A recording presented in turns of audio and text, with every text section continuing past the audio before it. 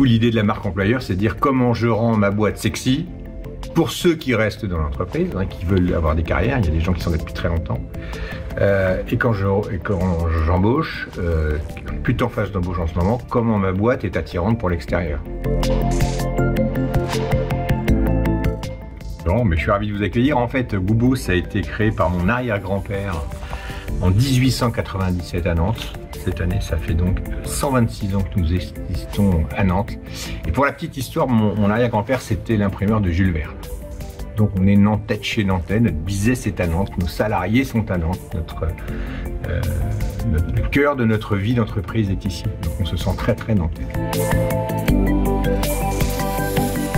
Plein de questions à vos questions, mais en fait, il faut d'abord considérer dans mon esprit que le capital de la boîte, c'est les salariés. C'est les salariés qui font le travail, le business, la relation client, la technologie, tout ce qu'on utilise, c'est secondaire. Le vrai sujet, c'est les hommes, et les femmes, bien sûr. Le raisonnement, c'est de dire, je m'entoure de super compétences, et ces super compétences, d'abord, on les entretient.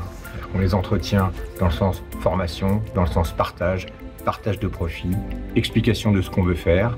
Et du coup, de ce raisonnement de partage jaillit une manière de travailler ensemble qui fait qu'on est assez libre, assez débridé, assez sympa en termes de relations, tutoiement général, on s'entend bien, on a des représentants du personnel, mais on s'entend bien par principe parce qu'on met tout sur la table et on gère la boîte un peu en commun. C'est souvent comme ça que je fais et que ma gouvernance finalement rejaillit de ça aussi et de manière assez sympa. En tout cas, pour moi ça l'est, mais j'ai l'impression que ça l'est pour beaucoup puisqu'on n'a quasiment pas de turnover.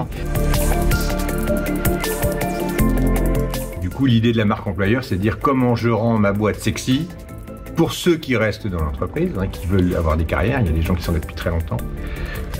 Et quand j'embauche, plutôt en phase d'embauche en ce moment, comment ma boîte est attirante pour l'extérieur. Alors, on a une stratégie RSE qui est écrite, partagée, communiquée, à l'extérieur et en interne.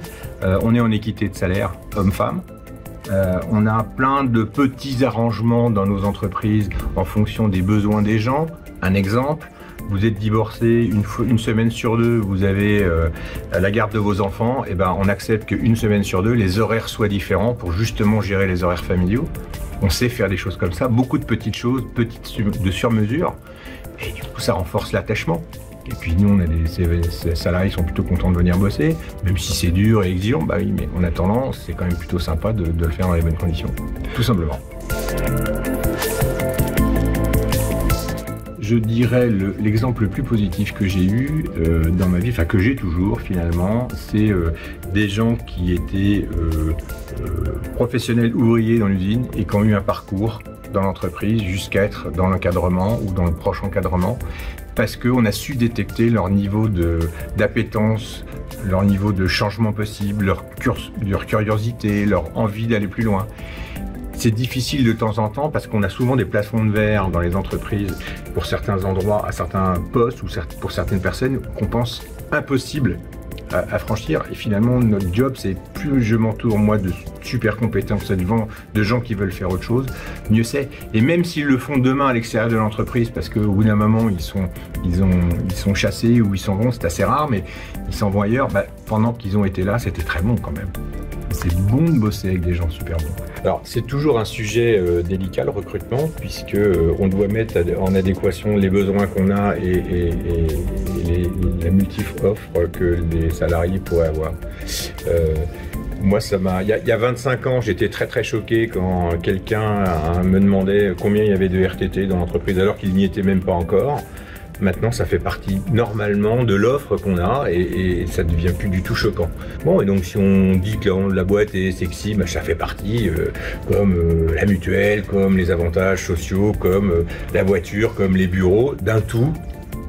Et d'abord, on est attirant et puis après, on s'en sort bien. Enfin, c'est à peu près normal, je trouve, maintenant.